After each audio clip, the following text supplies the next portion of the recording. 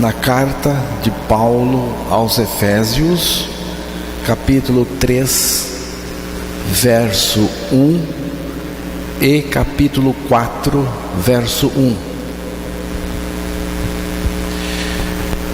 Por esta causa, eu, Paulo, sou o prisioneiro de Jesus Cristo por vós, os gentios. Rogo-vos, pois, eu, o preso do Senhor, que andeis como é digno da vocação com que fostes chamados. Paulo usou a palavra prisioneiro porque quando escreveu a carta de Efésios, realmente estava preso em Roma. Anteriormente, preso em Jerusalém, mas como cidadão romano, ele apelou para Roma. Ele tinha o direito de ser julgado pelos romanos, pelas autoridades romanas. Sua prisão em Roma teve como resultado várias cartas. Uma delas é esta aos Efésios. A intenção de Paulo era ir para Roma, pregar o Evangelho, depois partir para a Espanha, o que teria sido muito bom para os espanhóis. Porém, os caminhos de Deus eram diferentes. Preso em Roma, ele pregou o Evangelho ao mundo inteiro e teve a oportunidade de abençoá-lo com a bênção do Evangelho de Cristo através de suas cartas escritas da prisão. Deus não é limitado. Ele usou as cadeias de Paulo para fazer o bem para Paulo, para os crentes do seu tempo e para os crentes depois dele, entre eles nós, neste exato momento. Paulo faz menção da sua prisão, não porque estivesse preocupado consigo, mas para tratar a questão da dor, do sofrimento com aqueles irmãos. Efésios capítulo 3, verso 13. Portanto, vos peço que não desfaleçais nas minhas tribulações por vós, que são a vossa glória. Vos peço que não desfaleçais nas minhas tribulações por vós. Não vos desanimeis por causa dos meus sofrimentos em vosso benefício. Lhes peço que não desanimem por causa dos meus sofrimentos. Não percam o ânimo com o que estão fazendo comigo aqui, com o que está acontecendo comigo aqui. É por vós que estou sofrendo. Por esta causa. Então, além de tratar a questão da dor, a questão do sofrimento com os efésios e com todos nós, Paulo nos dá uma pista do motivo pelo qual ele estava preso. E o motivo parece ser o Evangelho. Ele disse: por esta causa. Esta causa tem tudo a ver com o Evangelho, com Cristo, com o propósito de Deus. E quando ele diz que estava sofrendo por eles, pelos irmãos, também tem a ver com o Evangelho que ele pregou àqueles irmãos. Então, parece que o que provocou a prisão de Paulo foi a pregação do Evangelho. O diabo fica irado quando o Evangelho é pregado. O diabo se levanta cheio de fúria contra Cristo e o Evangelho. O mundo se levanta contra o Evangelho. O Império Romano, que na época era um império mundial praticamente, se levantou contra o Evangelho. Os religiosos, principalmente os judaizantes e legalistas, se levantaram contra o Evangelho com mais intensidade do que os romanos. Os falsos irmãos se levantaram contra o Evangelho. O apóstolo Paulo falou dos falsos irmãos, esses que se dizem nascidos de novo, mas não são. Isto também fazia parte do sofrimento e da dor do apóstolo Paulo, do sofrimento que ele estava experimentando. Se você quiser ser popular e legal no conceito do mundo, não pregue o Evangelho de Cristo. O que é o Evangelho? O Evangelho tem tudo a ver com a morte e ressurreição de Jesus Cristo como experiências compartilhadas conosco. O Evangelho é Cristo compartilhando conosco a sua morte, a sua ressurreição e também a sua vida. Etimologicamente, Evangelho é boa notícia, boa nova. Mas qual é a boa nova, a boa notícia que nós temos na morte e ressurreição de Jesus Cristo? É que naquela morte da cruz, Cristo nos fez morrer com Ele nele. A boa notícia da cruz, da crucificação de Jesus, é que eu também morri com Ele para o pecado. Cristo não morreu sozinho, nós morremos com Ele, porque Ele nos crucificou por meio do seu corpo. A nossa morte com Cristo é morte para o pecado. E a boa notícia que temos da ressurreição de Jesus Cristo é que Deus nos ressuscitou juntamente com Ele, com Cristo. Esta é a boa notícia que vem da ressurreição para mim. Nesta ressurreição, eu ganhei a vida de Cristo, a vida de Cristo, como minha garantia de salvação eterna. Nesta ressurreição, Cristo é a minha vida. Nesta ressurreição, Cristo vive em mim a sua vida justa e santa. Estou crucificado com Cristo e vivo não mais eu, mas Cristo vive em mim. É o Evangelho, e isto faz toda a diferença.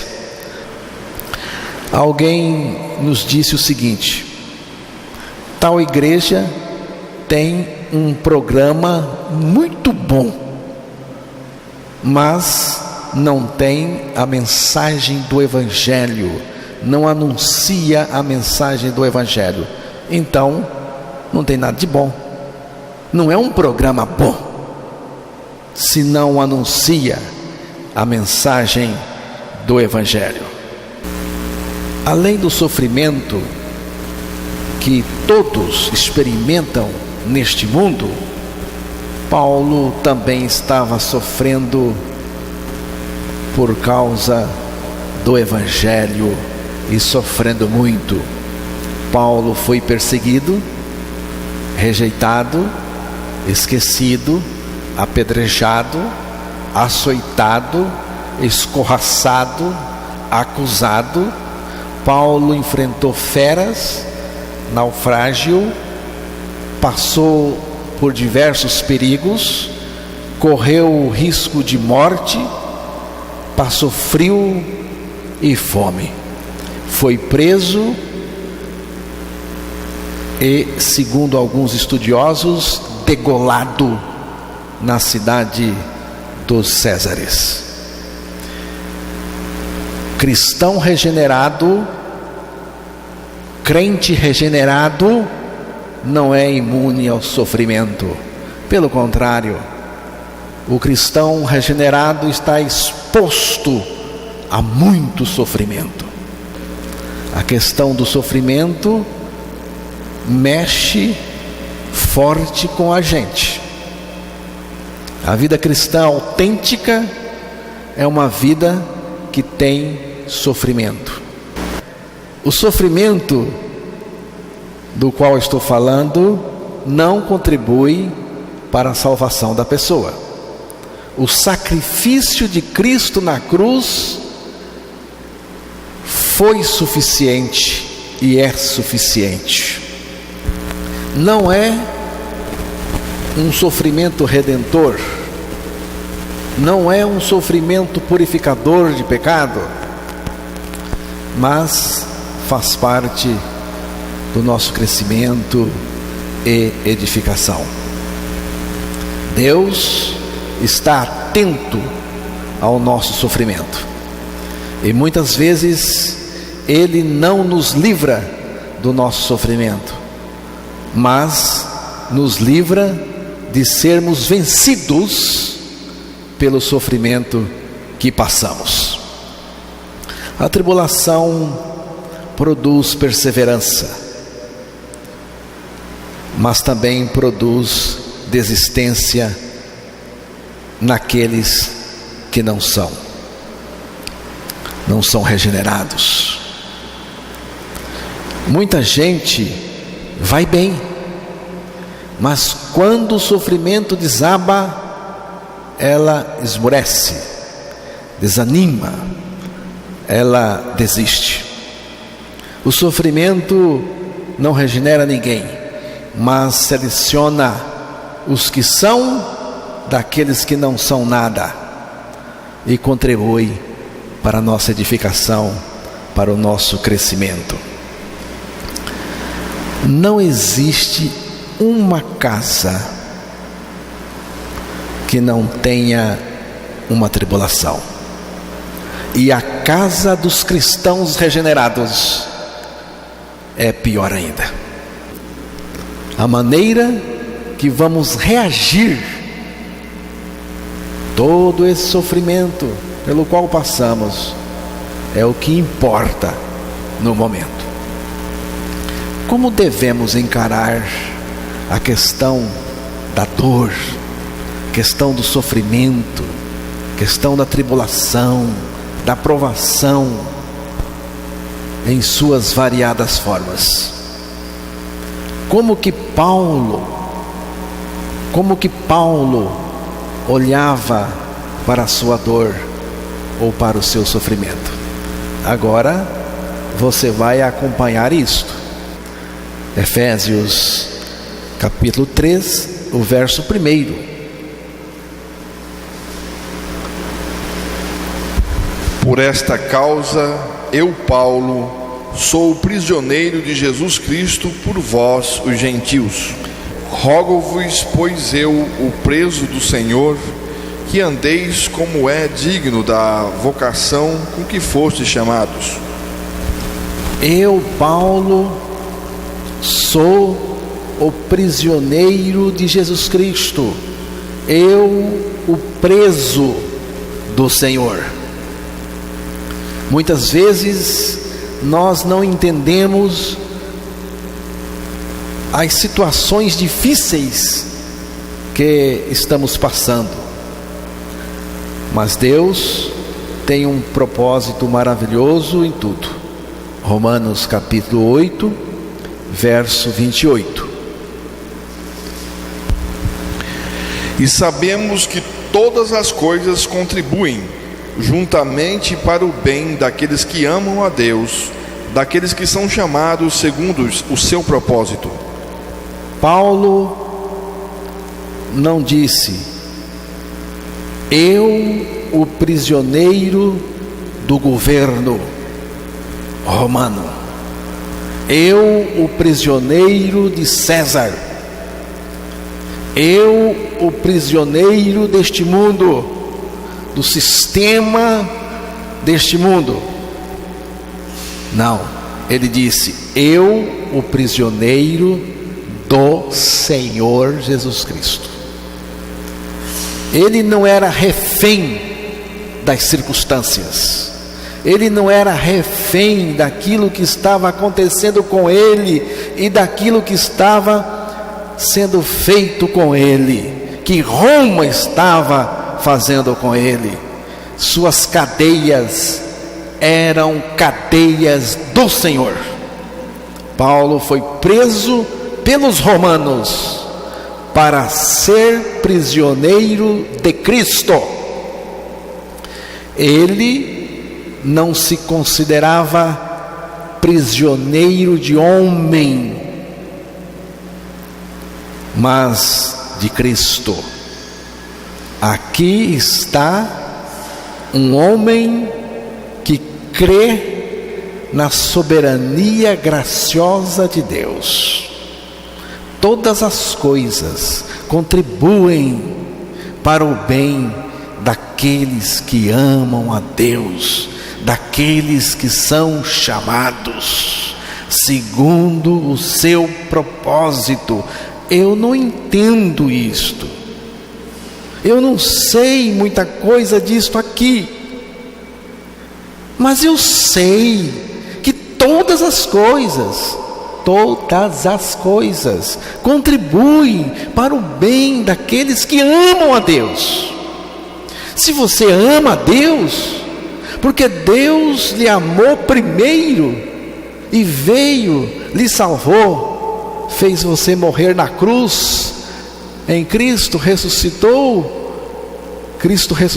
para viver em você, e Ele está vivendo em você. E o amor de Deus está derramado em seu coração, e você ama a Deus, você ama a Cristo. Então, uma coisa eu sei: seja lá o que for que esteja acontecendo com você, é para o seu bem. Agora, se você não ama a Deus, se você não foi chamado pelo Senhor, se você não foi regenerado, se você não é dele, aí a conversa é outra.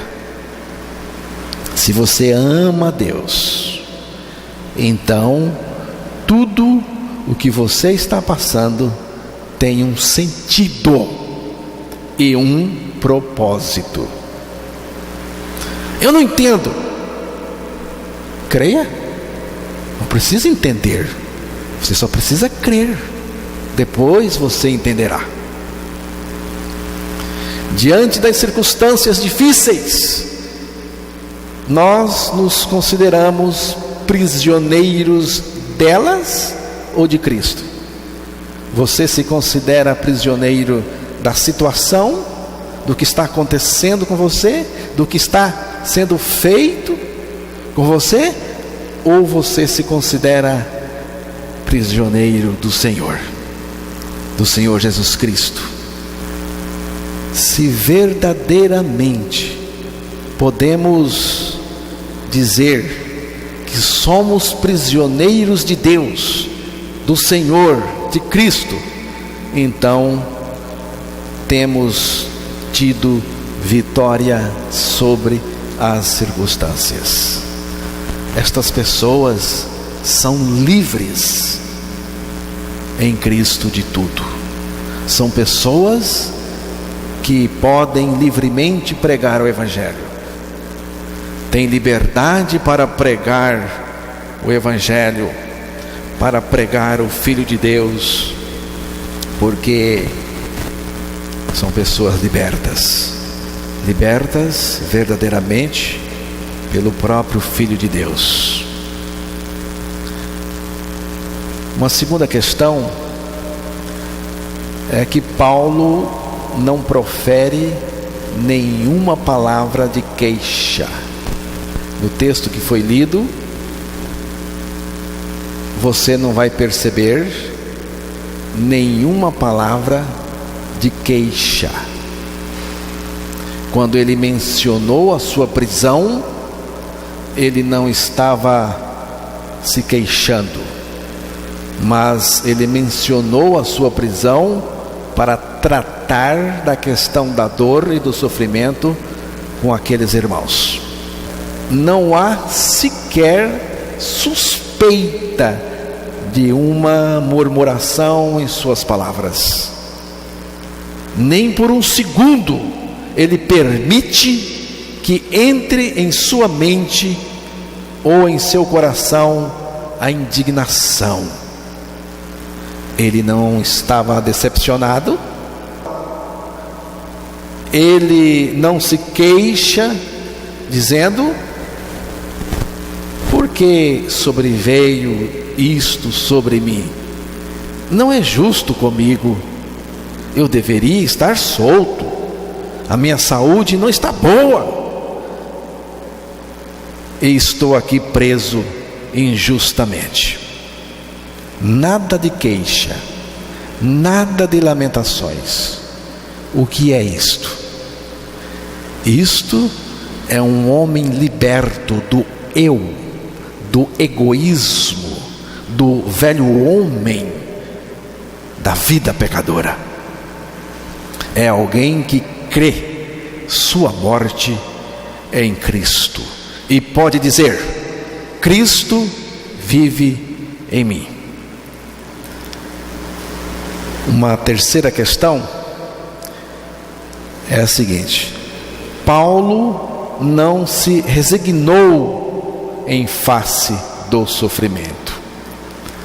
Muita gente age assim, resignado, estou sofrendo, mas não dou o braço a torcer, dizendo alguma coisa. Sou de opinião forte, eu aguento o tranco, sofro calado. Não há nada disso aqui. Não é alguém que sofre calado, é alguém que sofre e que se alegra ao passar por sofrimento. No cristianismo autêntico, o sofrimento não é suportado com opinião,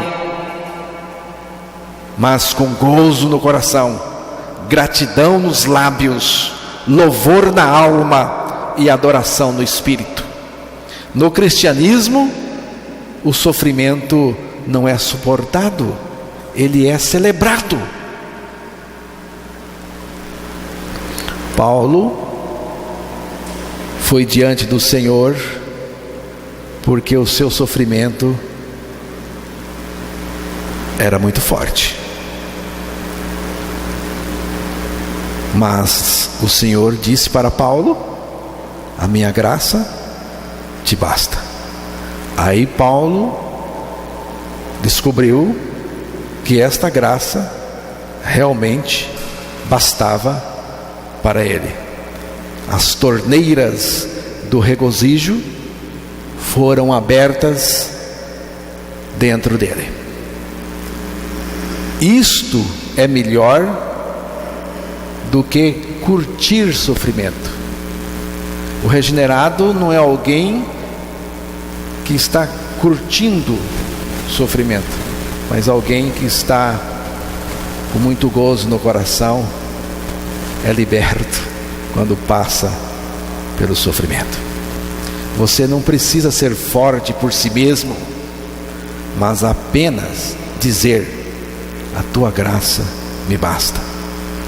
Para mim o viver é Cristo, o morrer é lucro. Nada pode destruir a vida cristã autêntica.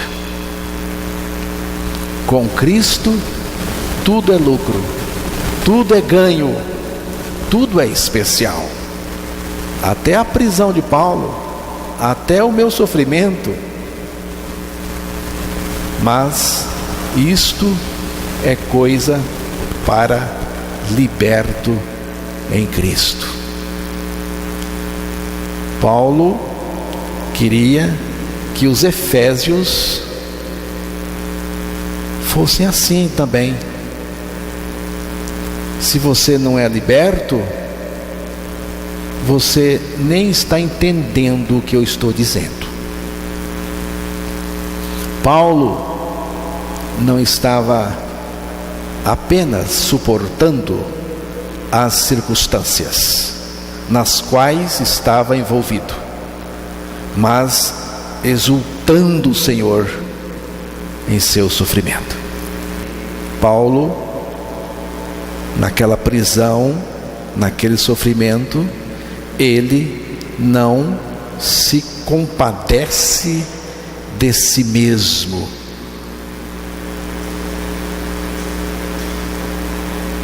Paulo não era vítima de um sistema, não era vítima de nada, ele era um liberto em Cristo. O tom de suas palavras não tem nada a ver com decepção, opressão e depressão. Ele diz: sou prisioneiro de Cristo. Ao falar assim, já resolveu a questão. Ele não era prisioneiro de Roma, não estava na prisão por causa do poderoso império romano. Ele não era prisioneiro de Nero, também não estava preso porque os irmãos não foram tirá-lo de lá. Ninguém vem me visitar aqui na prisão. Esses irmãos não são meus irmãos. Não são meus irmãos.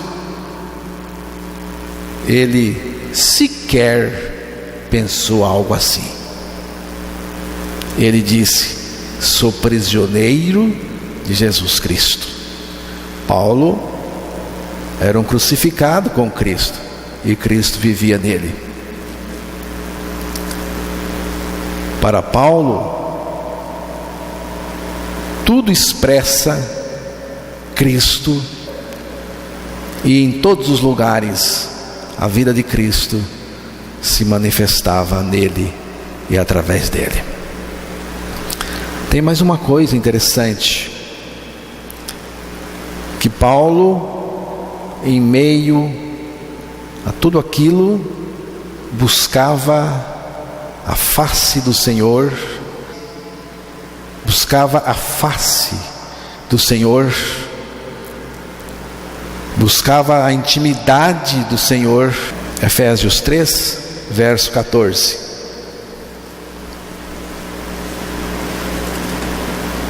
Por causa disto, me ponho de joelhos perante o Pai de nosso Senhor Jesus Cristo. Lembre-se que Paulo estava na prisão. Por esse motivo, o motivo do Evangelho, o motivo do mistério de Cristo, dobro o meu joelho diante do Pai. Por esta causa me ponho de joelho perante ao Pai de nosso Senhor Jesus Cristo. Intimidade com Deus na cela de uma prisão romana. O Senhor estava lá, com ele e nele. E nessa intimidade ele orava, não por si mesmo. Ele não pediu para o Senhor livrar daquela prisão. Ele não pediu oração nesse sentido. Ele orava pelos irmãos, para que eles entendessem o sofrimento na vida de um santo, o mistério de Cristo, o mistério do Evangelho. Um homem desse não tem tempo para curtir sofrimento e ficar se queixando das circunstâncias. Paulo estava preso em Roma. Humanamente falando, a sua situação era péssima, mas não estava impedido de orar diante do Pai e ao Pai. Não estava impedido de adorar, não estava impedido de cultuar, não estava impedido de se envolver com o Senhor, sua palavra e o seu reino. Não estava impedido de orar, no sentido de que o Evangelho de Cristo se tornasse em algo real nas pessoas que ele amava. Nos momentos mais difíceis da vida de um cristão, mesmo que se encontre preso numa prisão ou preso ao leito de uma cama doente, não significa que será inútil durante esse período, nem precisa viver se lamentando. Você ainda poderá estar diante do Pai e orando ao Pai. Não tem coisa melhor e tão útil. Não sei se ele se colocou de joelho, literalmente, mas sei que ele se colocou de joelho. E se colocar de joelho aqui é um princípio importante. Um princípio que mostra que não oramos ao acaso. O princípio que estou se referindo não é uma postura física, mas uma postura espiritual. Eu estou falando dessa atitude de dependência, de reverência aqui dentro de mim. É o que significa de joelho. Você pode se ajoelhar fisicamente e o seu coração estar distante do Senhor, o seu espírito estar distante da adoração ao Senhor. A postura física pode não significar nada. As Escrituras mostram várias posturas físicas para orar: deitado, sentado, em pé, de joelho, até no ventre de um peixe.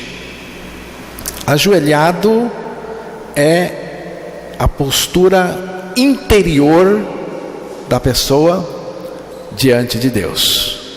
Quando Paulo diz: eu me ponho de joelho, está se referindo não uma mera postura física, mas uma atitude de reverência, dependência e adoração diante de Deus, diante do Pai, perante o Pai, perante, face a face. Ele dobra o seu joelho para ficar face a face com o Pai. Oração significa face a face com Deus. Que comunhão doce, gostosa, essencial, vital, primordial, singular, especial e maravilhosa.